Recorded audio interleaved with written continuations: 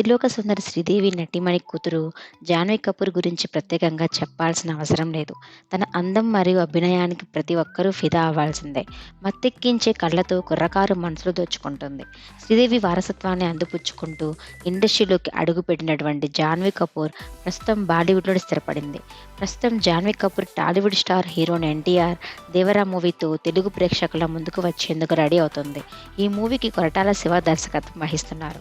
అలాగే జాన్వీ కపూర్ తెలుగులో global star Ram Charan సినిమాలో కూడా ఛాన్స్ కొట్టేసింది. ఈ అమ్మడు తెలుగులో వరుస ఆఫర్లు అందుకుంటూ దూసుకుపోతుంది.